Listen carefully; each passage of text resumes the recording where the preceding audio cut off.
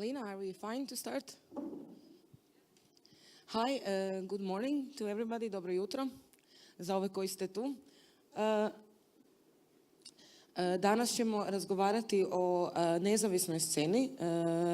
Pinovci su to zamislili kao presjek festivalske scene.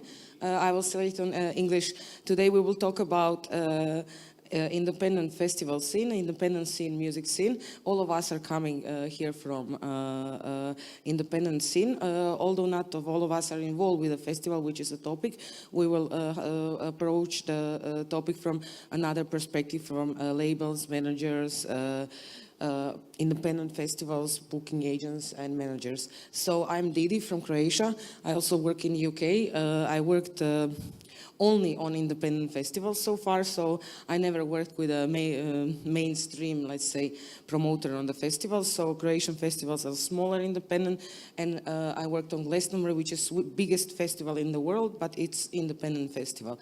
And then Secret Garden Party, which is 50,000 independent. It was one of the biggest independent festivals in UK. And this is my friends from Turkey, Ahmetcan, and from Belgium we have Didier and Sylvie. And I would ask you to introduce yourself to our guests and the audience. Thank you. Hello, this is Ahmetcan from Istanbul. I'm from Gülbaba Music. We are mostly a manager and booking from our geography. But also booking some other indie bands all around the world. And now we have a small indie festival for 3 years that we want to build up in really difficult conditions in Turkey. Yeah, that's briefly me. Thank you. My name is Didier Gosset. I work for Impala, which is the European network of independent record labels based in Brussels. We represent approximately 4,000 record labels from all over Europe, and I don't mean only the EU, but geographical Europe. I won't go too much into details about Impala right now, because I have the chance to do a short presentation later this afternoon. So I'll just pass it on to you to introduce yourself. Good morning.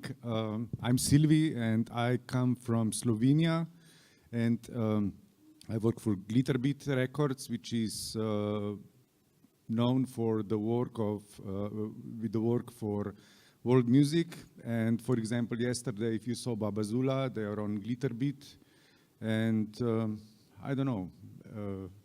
We released about 50 albums so far, and we have about 20 are already prepared for the next 2 years, so stay tuned. And we have another panelist joining us, because our friend Senada from Slovenia, she is ill and she couldn't come. She is sorry. And now we have another Slovenian jumping in. It seems, with a 2-minute warning. Actually, I'm going to get on stage.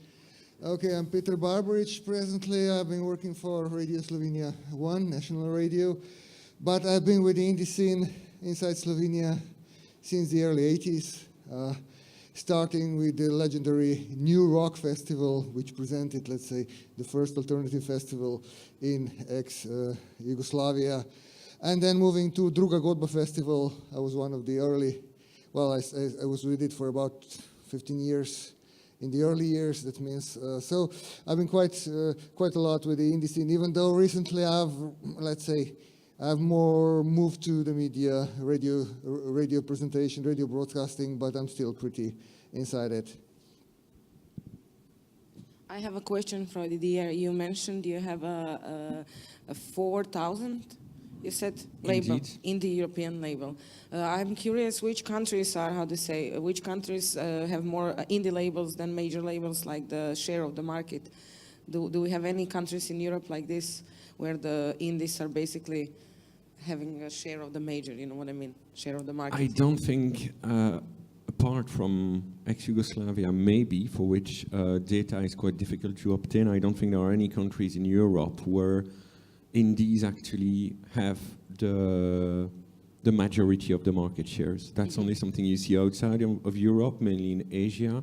You see that also in the States and in Australia, but in Europe, Although indies really account for at least, that's an educated guesstimate, at least for 80% of the releases, most of the money, most of the market shares, most of the airplay still go to the majors. And do you feel any differences working, because you work with the variety of the labels, like Indeed. smaller indie labels, bigger indie labels? Do you see any like differences in the markets? Is it like we talked about it, there are healthier markets, and there are some like ex-Yugoslavia where it's very hard to be indie, and still most of us are still in the independent scene. Are there, like in your country, it's very good, the system, but did you notice in recent years like growing of the independent scenes in any of European countries? Things are moving, and we're not convinced that things are moving globally in the right direction.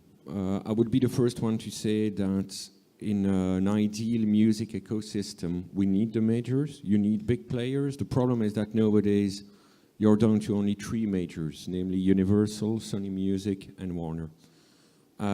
That's not enough. That's clearly not enough, because they are taking too much space and it's probably giving them too much power.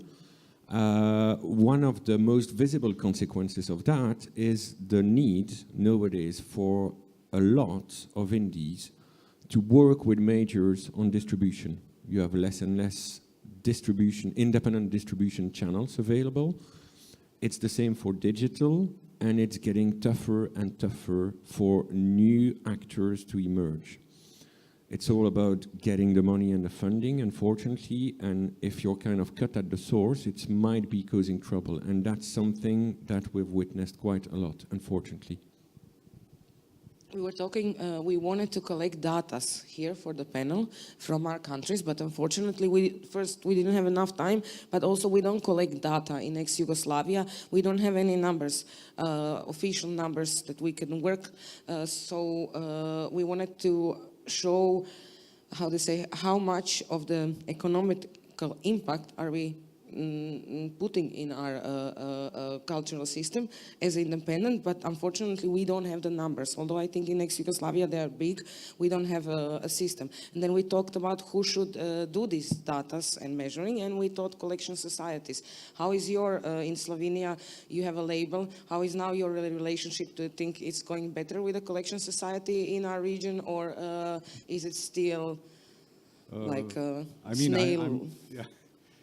I hope that this is not recorded, because whenever somebody says something bad about Slovenian Collection Society, SAZAS, they sue you. Okay. Yeah. So they are great. Okay, Not. okay. I mean, we never received a single euro from SAZAS.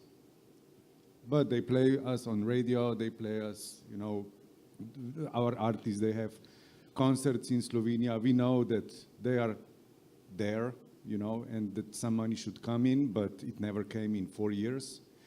So, but luckily, we are German company. So we are based in Germany, so we work with GEMA, and GEMA actually is doing, for me, coming from Slovenia, perfectly. I also have a good experience with GEMA, but we have to mention Collection Society anyway. If they will sue us or not, I will take the responsibility.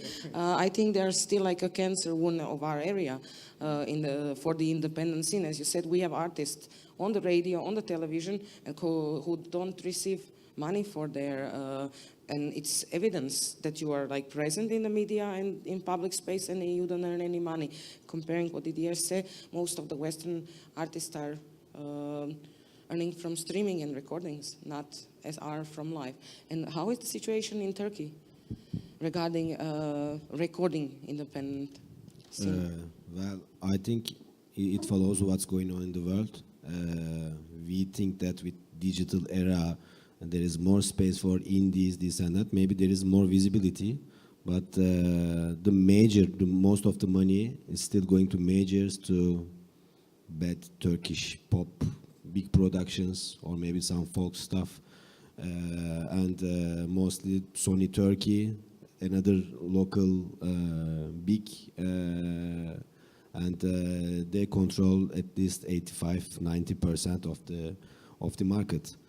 And well, me, I'm not a label person. I'm representing most of the artists, and difficult part is well, for example, when you go to a major label, even if I'm going there for a pop act, like you feel like you sit in front of a kind of a, let's say, big mafia. You know, he has the power, he has the source, he has the connection with the state, and you as a person who is not that kind of person or not representing that kind of artist, but in a way you need them somehow and try to find a way to deal, yes, a little bit like this, but not like this, and you don't want to give all your rights, and it's difficult. Also about collecting, I mean, it was always a big issue with Turkish Auto Rights Society as well. It was I mean, there was a process going on between majors and indies, and sometimes Spotify was banned, then it opened again. The same happened with YouTube. It's totally complicated, and no one really knows what's going on about it in Turkey. But I want to add one more thing. It's not maybe directly connected with the topic. Whatever happens in the market size, even if the major controls the market or the conditions now in Turkey, it's really not difficult for artistic creativity in general. But a lot of things are going on by the newcomers, new musicians. Even if they cannot sign with an artist, they put it on YouTube. They have millions of clicks, and the artists, in a way, they can find their way these days, at least in terms of visibility, let's say. I think this is why in our area most of the income is coming from live, because we don't have this possibility to earn from recordings. So I also think this is one of our topics why the festivals are growing also, because the live industry is huge, and now like everybody has a festival. This is like a trend. Every village has a festival. Every country, Croatia now has 400 festivals. So this is the trend that I see, that everybody wants to have an event and a festival, which is good for our artists, but then the quality of the events is also, how to say, in the question. Remember when you started Druga Godba, how many festivals did you have in Slovenia? Or we started with Novi Rok. That was 1982 probably. Oh, well, Novi Rok was probably the first, one and only. Maybe there were two other festivals, let's say kind of mainstream-ish rock festivals. With the Druga Godba, that was 85. No, 85. With the Druga Godba, the situation was, of course, different. It was the first festival of that kind, of course. It was a kind of a... and then slowly, I think, I was also running an agency in the late 90s.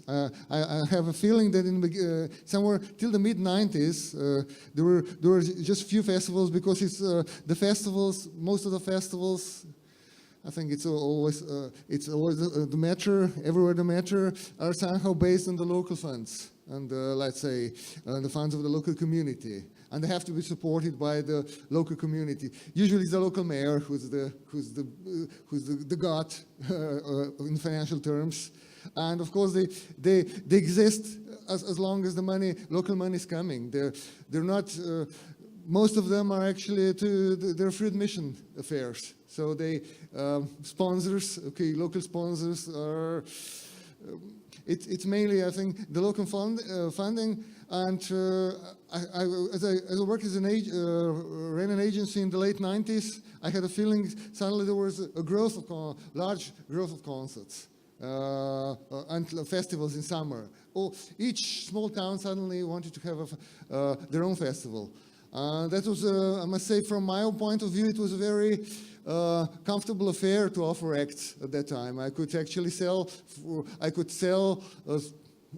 as a sort of a world music agent, broader world music agent. I could sell about, let's say, 60 concerts each summer around Slovenia, what was not a bad number.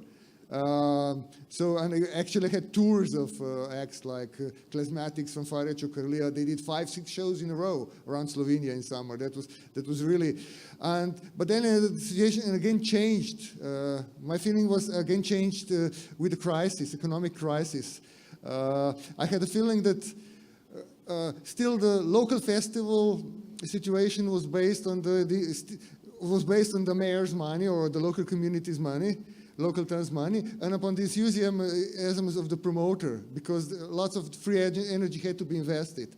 And I had a feeling that towards the end of the 80s, 90s, beginning of the new millennium, suddenly this generation has changed. The old generation, lots of these festivals were actually artificial festivals. That means they were given financial support. There was lots of energy invested, but the attendance was not too good, and so on. They had to face all these matters. They were probably also very unprofessional regarding these matters, and due to low attendances, the enthusiasm dropped. And then, Yeah, but you said Druga Godba actually survived. no, Druga Godba is... the others didn't. This is one... Druga Godba had its ups and downs, and of course changes in the image. Druga Godba started as an opposition, let's say, to the Ljubljana Jazz Festival those times. It wanted to introduce matters that were ignored by Jazz Festival. That's how it started. So it was jazz, free jazz, world music, everything in the beginning. And in the beginning, it was a small festival, 3,000, 4,000, 5,000, or the audience of 3,000, 4,000, 5,000 in 5 days was enough to feel comfortable. Mm-hmm. And then it was when the world music was getting, let's say, in trend. Of course, Druga Godba started developing, getting more audience, making more bookings in the biggest venue. It used at that time, that means the Križanke venue in Ljubljana with a capacity of 4,000 or 5,000. And that was a kind of a, but then it already towards, it had ups and downs. Of course, it had to change. My view is that Druga Godba can be good as long as it developed. There are new people coming in and out with the new ideas, and that's it. But it was, if you talk about festivals, of course, it was. I don't think Druga Godba was copied by any other festival around Slovenia. Maybe a few alternative. Smaller festivals, local festivals, but they're more, let's say, they present more of the alternative rock, a kind of more alternative, eclectic alternative concept. And these days, I think Druga Godba is again much different. Maybe it's closer to. Maybe it's closer to the smaller festivals around Slovenia because again the audience is changing, and Druga Godba is also facing what I told about the other festivals, that the audience is changing. It's a big problem how to keep the old audience when the one festival is being when a festival is running for for 20, 30 years now, 35 years. How long? Yes, 35 years. Of course, it has to. There are changes within the audience, and it has to adapt by This itself. is the point I wanted to say. It's not just to have a successful independent festival. This is not enough. You have to build a brand and then revive it each year. You cannot live on your first success. You have to grow with it. This is why Druga Godba is a good example, because it survived, and lots of your festivals had public money they could use, so they didn't have financial problems like in other ex-Yugoslavian countries. But this is what I say: when you build an independent event, we talk about this, you need identity, you need vision, you need mission, you need something more as independent, otherwise you will not be able to survive. You said why our artists love to play on independent festival. We talked about it. Say something on this topic, why most of the artists prefer actually to play independent festivals to major events or run by mainstream companies. I think, first of all, we are all taught in some words, some concepts in terms of, for example, this is success, this is reputation, this is money, and all of us, even the indies, we are somehow influenced by that. But probably most of us, we are here because we are people who, in some terms, rejected to be underlined just in this term of success-oriented, being managers or artists or festivals or labels.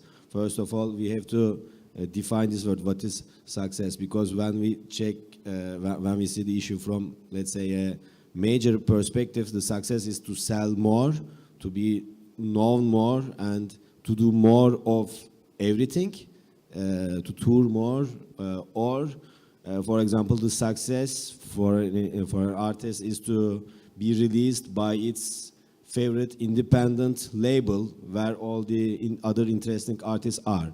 Or the success is to have more experience with different parts of the world, from Japan to Argentina, maybe to play, even sometimes to pay from your pocket, but to have this experience and to meet new musicians, new cultures. What is success? Probably we are the people who choose the experience part of it, and that's why we are here.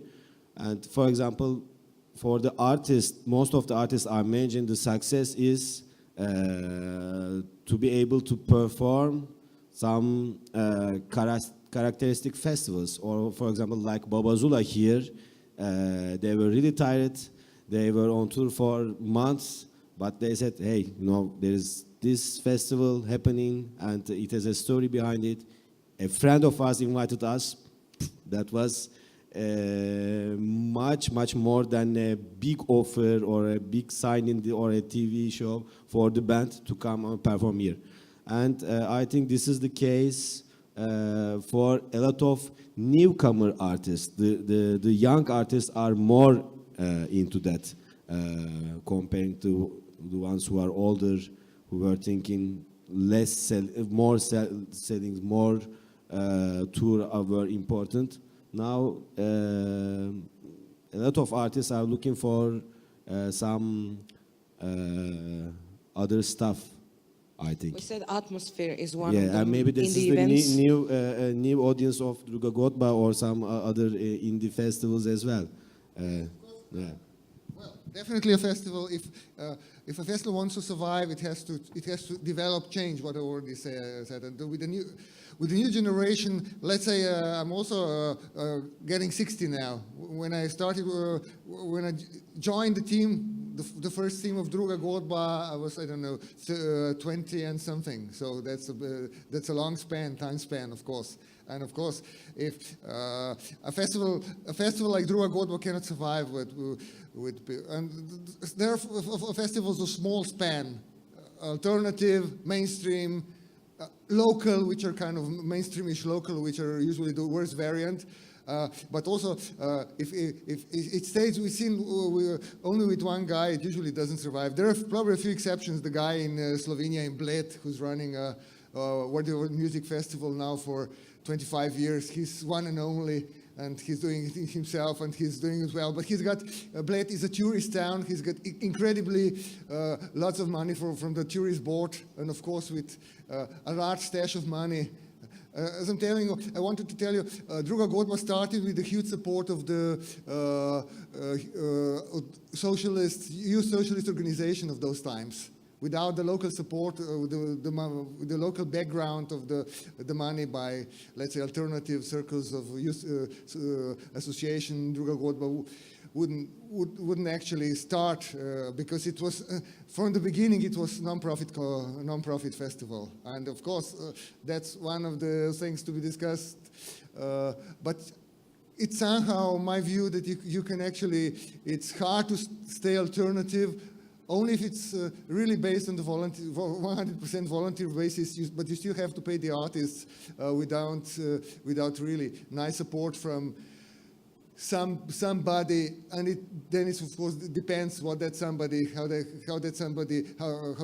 this somebody influences you and wants to influence your program. But in some countries, not all like Slovenia, you are actually lucky. I always say the best job now in music industry in Europe is in Slovenia. They're funded for everything. They don't have to sell tickets, get worried like who they book. They're traveling around. Like this is a very healthy situation. So you don't have to compete on the market basically. But there is close to you, your neighbors, Belgium, like the major Belgian festival, the biggest Belgian festival. They are independent festivals. So Rock Werther Tour Festival, like really one of the best festivals in Europe. They are still independent, and they are in Belgium the mayor. So the indies are the biggest one there. Well, just for the record, Rock Werchter is property of Live Nation. What, from when? So Werchter is Live Nation, and I don't think what you could describe as independent. So it's, they it's sell the strictly deal as the the biggest Mojo. festival. But, well, Belgium is a bit of a strange story in itself, is that it is the country in Europe with the biggest concentration of festivals. You have 600 festivals taking place in a small country of 10 million inhabitants. I think the main reason for that is based on Belgium's central position in between Germany, the UK, France, and the Netherlands, which are all very big music markets. There's that tradition of people going to festivals. No, from a personal experience, I think that even if most of the key ones are indeed independents, they still have to work with majors. And I think most of the time, if you look at the headliners, they are still signed to major record labels. Now, what does it say about the festivals, or what does it say about the flair of the major record labels to sign the right acts at the right time? I'll probably let you answer that question. And comparing Belgium to your country, to France, the next one, and so the France has a little bit different. There are also lots of independent festivals, more than like mainstream events altogether in France. Although the major players like Live Nation, Golden Voice, they all Well, came, Live they're Nation is still- also present in force in France. They are even developing some of their own brands in the country. I know that they are now starting the big Download Festival in Paris. I think France is a bit of an exception in Europe. It's probably the country where the public authorities are investing the most money in culture. France really sees culture as being politically soft power, a bit like the Anglo-Saxon way. So they tend to fund the festivals, they tend to fund the music venues, they have a very powerful music export office. So I guess it helps to really develop what is a healthy landscape of festivals. But yeah, once again, they have their own problems, they have their own issues. I guess they would have plenty of reasons still to complain. But yeah, compared to other countries, I guess you could say they have a competitive advantage. You mentioned Live Nation. Sometimes they with you say Live Nation, and lots of people like act like the devil is coming into the room. All of us worked with. It is like this. So I will not say that it's like this. They don't have a good reputation, especially in this part of Europe. Although I always say, you work with the people, not with the name. So it depends on the country, depends on the markets. It's totally different. And you said like the biggest indie company in Netherlands, Mojo, was sell also to Live Nation. So they became in one No, day. they do. Yeah. They do. I mean, Yeah. nowadays, indie is first and foremost a tag you can put on music. Most people, when you tell them about indie music, will expect a genre before thinking who did release that and so on, which is normal, I guess. I mean, people are interested in music and not about the mechanics behind it. Once again, like, I may look like I'm criticizing Universal or Live Nation. I know there are plenty of lovely people working there. They do a really great job, and I think at some point they were needed. What is really worrying at the moment, overall, worldwide, I'm tempted to say, is the concentration of power you have. When you look at how Live Nation is working, it's not so much about them putting up shows and who they are working with. It's about vertical integration. They are working with major labels, and the idea at some point is clearly to be in power, like to own the venues, to own the festival branding, to be linked to the company that has signed the artist, to keep an eye on merch, and basically to have 360 control on it. The main worry, I think, as a citizen you can have about that is that if we let that happen, at some point those people could be or would be in a position to basically decide what you listen to, because they would be so powerful that there would be no way to avoid them. So that's probably why more and more people are getting worried about a big bad Live Nation. Especially when you see, at least in Western Europe, Live Nation getting kind of lower and lower on the scale of importance. Is that if I look at Belgium, they start to really work with very small venues. They tend to get booking deals with developing bands, who then thereafter are complaining, because when you're a developing band, most of the time what you expect is to have plenty of shows to play. And the Live Nation approach is usually you play a few key shows, which are well paid in very nice venues, very nice festivals, and that's it, which is sometimes not what the bands really expect. And if I can just finish on that, to give a very practical example, you may have heard of Hellfest in France, which is the biggest metal festival in France and one of the very big metal festivals in Europe. I think they have close to 180,000 visitors over the weekend. It happened recently that Metallica was invited on French TV on one of the big talk shows. And the question came, how come you never headline Hellfest, which is an independent festival, a truly independent festival? And the singer of Metallica just answered, well, we never got invited. So they asked on TV, why don't you invite us and we'll come and headline your festival? Within 24 hours, the founder of the Hellfest answered in the press saying, like, stop taking the piss with us. You know full well why you've never played our festival and why you will never play it. The main reason is your booking representative in Europe and the fact that you sign deals with them to only play in their own festivals who are not part of the club, so you will never come. So stop, please, taking the piss and saying, we are not invited. And that was probably a good example for the public of what can happen when you have massive concentration and exclusive deals. It was the same on the latest System of a Down European tour. They only played in festivals owned by Live Nation.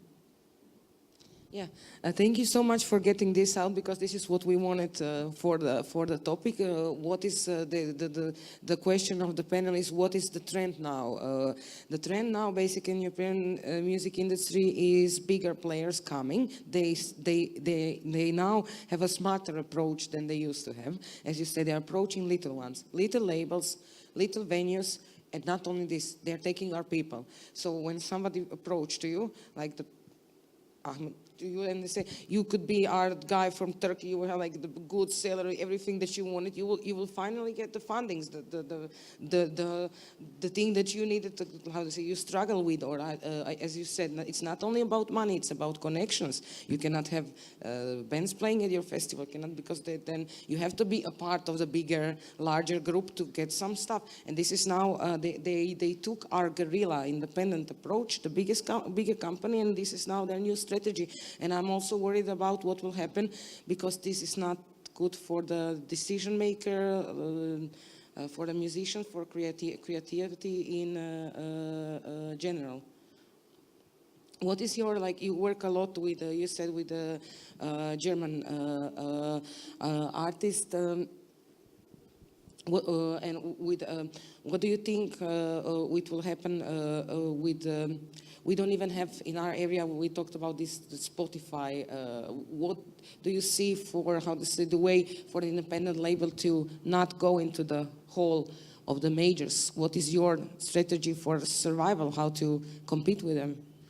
Well, it's a daily fight. You know, you must turn around very quickly, because, you know, we weren't really prepared, you know, that it will go so quickly from downloading to streaming, you know. So we came into the game a little bit unprepared, you know, and we paid the price for it, you know. So I don't know what will come next, you know. I mean, this area here, as we talked before, you know, we have to do everything from the scratch because I don't know, in Macedonia, do you have Spotify? You have? In Slovenia, we don't have it, you know. So just for example, we work with Spotify, but just allowing us to work with them, we need a fake IP on our computers so we can register on Spotify and do playlists and so on. You know, it's terrible situation that I don't know how. I mean, luckily we are doing it now, but I cannot predict what the future will bring. You know, I hope, like you said before, and you said, you know, that some new platform should come up in this area, and you know that. I don't know. That's another interesting topic, and I think, especially in territories like ex-Yugoslavia, where there's that very strange particularity, at least seen from the outside, that the majors are not directly represented locally. They have to rely on local indies, people like Mascom, like Menard, like Nika in Slovenia, to be present. But to get back to the issue of streaming, yeah, it's definitely a problem that if you look at ex-Yugoslavia globally, you do not have a complete offer on the market anywhere. It's never good to only have one actor in the place, although in the case of Deezer, I think they were the first one to come, so you cannot really blame them for that. But yeah, streaming is a key tool nowadays. If you look at Scandinavia, which were the very first countries in Europe to embrace streaming, nowadays I saw very recently stats for Norway, where you have, for example, record labels that get 80% of their income just from streaming, which obviously could not happen here at all, if only because the streaming platforms are not present. So the old PR and development that you can do with these platforms just does not apply yet to local record labels. And that's an issue, although I'm willing to bet that these platforms at some point will move into local markets.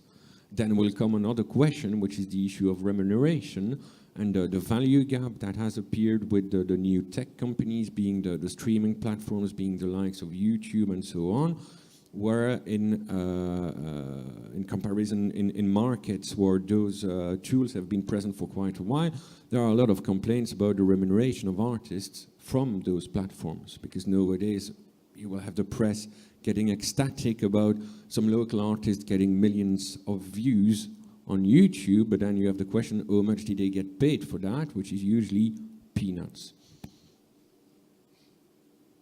Yeah, I think that our solution should be that we should be better than them, than the major. If we want to stay independent, we should be definitely better, and we should be faster and more creative. And you said we should think about new ways of working stuff and how to say, developing new platforms, new ways, and be faster than them. So I think this is the only way to stay independent and successful.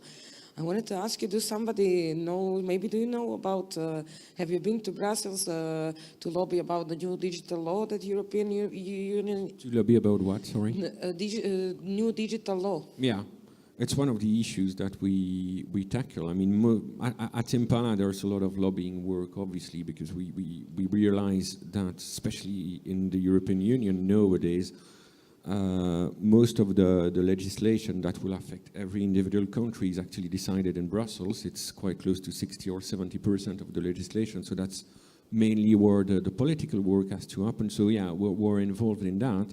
I think that whole issue of value gap, of dealing with the techs as newcomers on the market and on their power and influence on the music market, is something that is being discussed right now. So you have developments, it's the same with collecting societies, but then we were joking about that earlier on. It might affect the European Union countries, it will still not solve that type of issues in other European countries, such as Macedonia, which are not affected by those legislative developments. So there's still work to do there. What we have witnessed over time is that you tend to have experience getting from one country to another. I still think that most of the indie labels here locally tend to work with, I'm tempted to say, an XU perspective, like you will be in Slovenia or Croatia. It really makes sense to work with Bosnia because they are your neighbors. It doesn't matter that the first two countries are EU members and Bosnia is not. So I'm tempted to say there will be, on the long term, quite likely an exchange of best practices, but it's going to take time. Funnily enough, I only arrived here for the first time in my life in Skopje, and from most of my talks with people locally, I have that feeling of pessimism sometimes, the fact that it's difficult here, that there are quite a lot of tools missing. I'm tempted to say, rest assured, it was the same in Western Europe ages ago. The UK, Germany, and France might look like comfortable, balanced music markets, and they are not nowadays, but it took them ages to get there and a lot of work. And I'm quite convinced that you will get there too at some point, but it's going to be a lot of hard work. But it's hard here. Like, it's harder here than in anywhere in Europe, especially here in Macedonia. Like, comparing to the, how to say, the event ticket that I work on is a monthly salary in Macedonia. So it is. So and the political situation. So this mess up with this is how to say. Although sometimes our people love to complain in ex-Yugoslavia, sometimes they have a reason of it. I wanted to say about the digital law, please lobby for all of us, because I'm not sure that people, even in the music industry, are not aware about the new law that is coming. And you know who is aware? The mainstream players, majors, Facebook, YouTube, Spotify, all of them, they have their lobbyists who are not united like us, but they're sitting there. And I think that the final result, if we don't raise our voices and, how to say, connect each other more, that we will have a very bad law that will only benefit the major players, not the independent players. This is what I'm worried about, and this will happen soon, and we don't talk about it enough in public spaces. Nobody wants to talk about it. I don't get it why. They put like... Probably because it makes for really boring reading. And yeah, it's a boring document, but still. You know, usually when you tell people it's very political, it's about committee meetings with experts and all that, people tend to flee in the other direction, think it's completely boring, I don't want to hear about that, while usually indeed it's the very beginning of something new. No, I wouldn't say the independents are not involved in that debate. In Brussels, they clearly are. But yeah, it's a massive debate with some really big players. A company like Google, which owns YouTube, obviously has a lot of lobby money. We could say they have a lot of money, full stop. But everyone is really represented in those talks. No, it's gonna probably be finalized in the course of 2018, so no one can really bet on what the result will be, but rest assured that even the smaller players are represented in the debate. Yes, we also, I was with the International Music Manager Forum and then Association of Composers European, so now we started to talk, people actually started to talk, although it's a boring topic, it's a law, it's like pages and pages, it will affect our life forever, basically. So it is important, although it's boring. I'm the last one who will like read the papers and stuff. So there is actually a fight we can all join in against the mayor players, because they have their own representative there, and they will try to push, let's say, like this.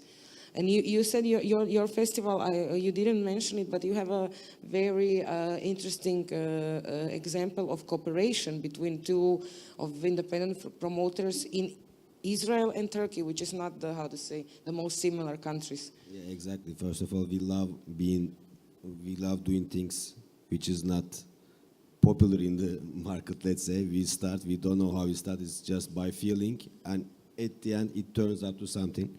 It came out with a collaboration with an artist called Selda Bakcan, a revolutionary artist from 70s, left wing. She was on prison 2 times. Then she became more a traditional artist but most have covered a song of her, and she became very popular by the hipsters in Berlin, UK.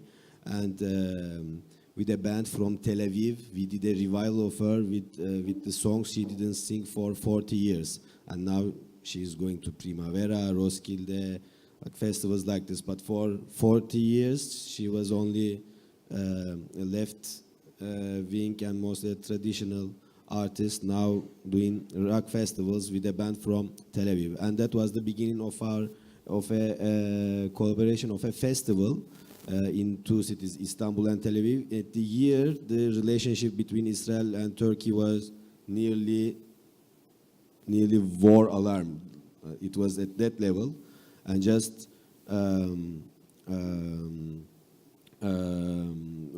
week after our festival, a group of Israeli tourists has been killed by an ISIS attack, and some of these people, they were invited to our festival. If they were there 1 week ago, maybe this attack would happen in our festival, because in a, let's say, Muslim country, doing an indie music festival by collaboration with some friends from Tel Aviv, it's really like, I don't know, walking in ISIS street and saying, hey, I'm drinking alcohol. You know, it's really fantastic what's going on these days in Turkey.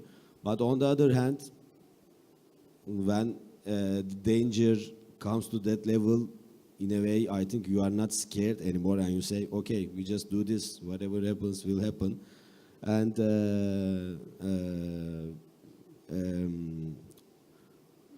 in the first year, there were only bands in Turkey from Tel Aviv, and in Tel Aviv, bands from Turkey. There we just exchanged bands. In the second year, there were bands who played in both festivals, but also both festivals were independent by the selection of other artists.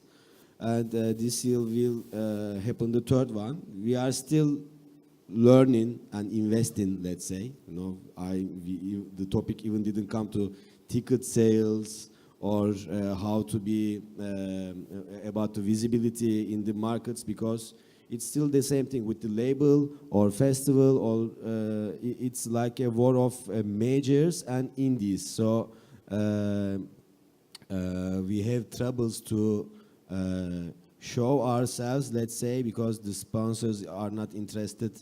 The major festivals or promoters, just in the name of not to make our festival happen, they can just put up a stupid gig in this club just to block the date, for example. We have these kind of problems. But on the other hand, making it just by voluntarily, never losing this volunteer part of it, make it cool and make it mainstream for later on, actually. We start, first no one is interested, we do it because we love it. The guests, the audiences are friends, and the artists are our friends. There is no success in terms of finance and this and that, but after second year, third year, it becomes something. Bloggers start to write about it. The other ones say, hey, you know, did you see this festival? Who is not heard? I heard it. It's becoming very cool. Then the majors jump in. This is what we are experiencing so far. Yeah.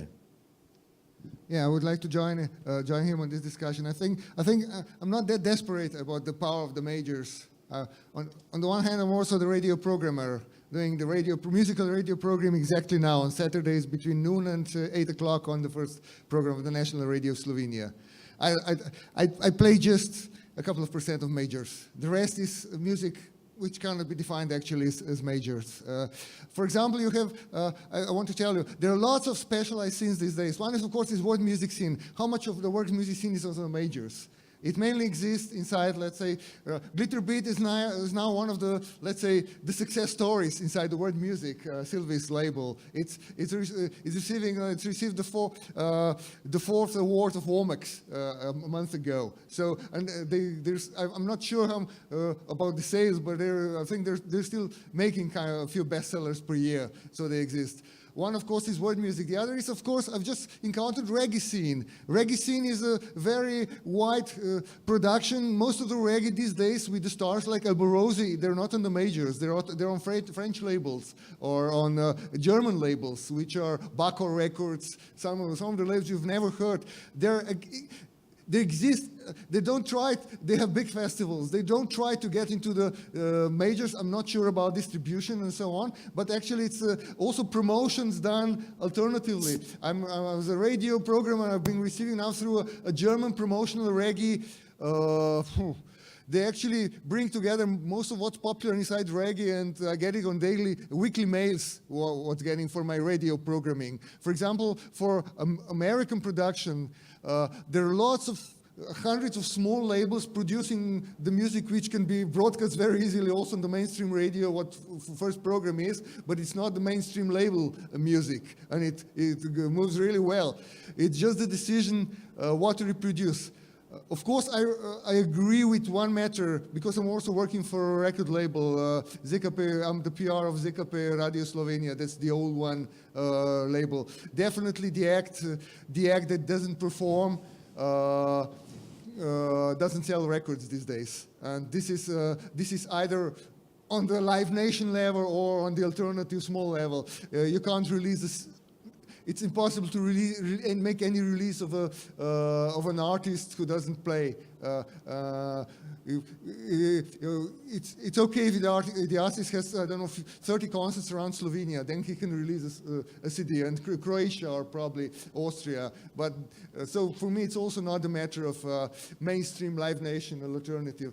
I always ask when we discuss with the colleague release, is he playing? I have no feeling that they have much concerts around. I don't feel it's reasonable to release but that's a completely other level. Otherwise, I'm not that paranoid. Of course, if one wants to break into the market, the big ones got aspirations to break into that. But there's so many specialized scene, folk scene, Americana scene, Irish scene. What's the mainstream? I think the mainstream, for me, as a radio programmer, okay, for the mainstream first program of national radio is a sort of the dinosaur which can actually, due to hugeness and arrogance, can actually sooner or later eat its head off, one of its heads off. Maybe then the situation, some of the alternatives will go up and behave like the mainstreamish, but we don't know it yet. It's happened a few times in the past with the history of record labels, but just to give you a kind of a position voice, not that desperate. And I pretty like the chaos in ex-Yugoslavia, because of not too big countries, that the big capital, which has actually spread like in the market service, like it's Vero in Macedonia, like it's Spar in Slovenia, like it's Bila, I don't know, everywhere. That the market in the music production level hasn't actually been interested in going inside that production, and that, for example, as you mentioned, Nika or Dallas do service for Warner Brothers and whoever else around Slovenia. I feel that's pretty good that we're on this level. I remember Universal coming to Slovenia. I think they are kind of a special position, and they actually made recruitments and they also invited me to, because I had some experience of a PR. During this discussion with them about my ideas about what they feel, I said, oh, what the hell, this is not my word. Okay. What did you said?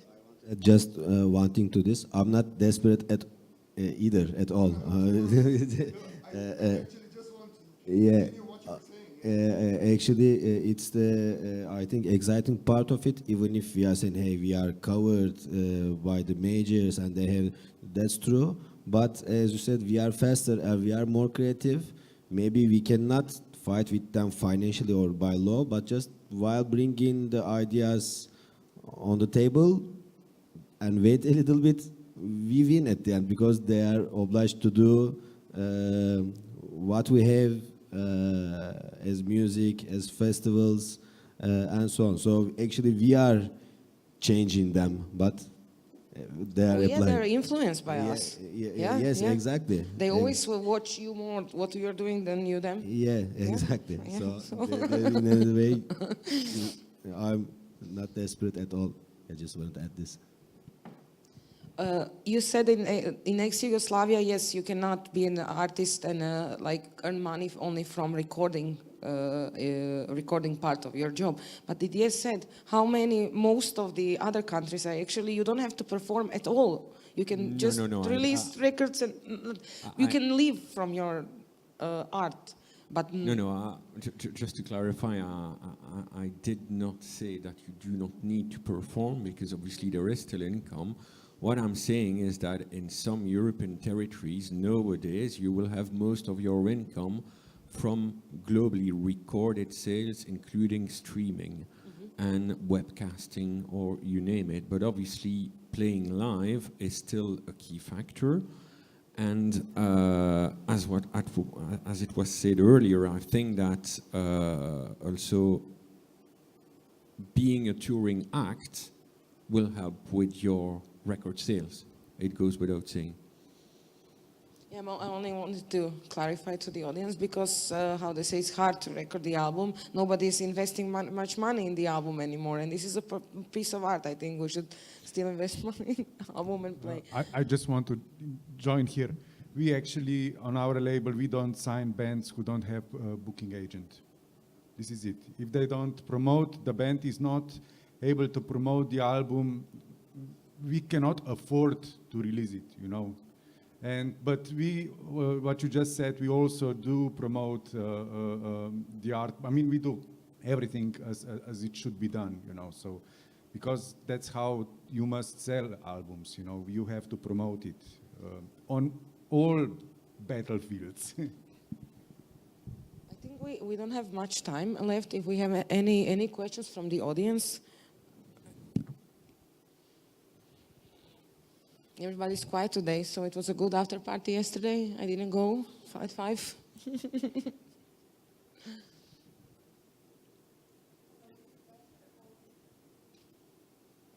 Oh, we are better. I thought that it was evident.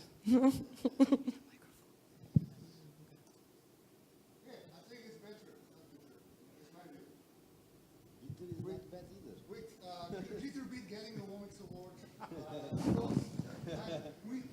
It's glitter. Okay, with me able to play at Radio Slovenia 1 each Saturday on a daily basis. No Universal Warner based bands, no typical mainstreamish rumpa tumpa music. I feel quite comfortable about it. Yeah. Peter is the biggest alternative guy on radio stations in Slovenia, any of them. No, that's not it. Yeah, I think we are better to if we can live out of psychedelic music under the Islamist fascist government. We are in luxury, you know. So it's good. You are better. I'm usually Mr. Bitter. We need I know I sound bitter, but I'm globally quite optimistic about future developments, especially here in the region. Cool. How are you? Are you better? Super.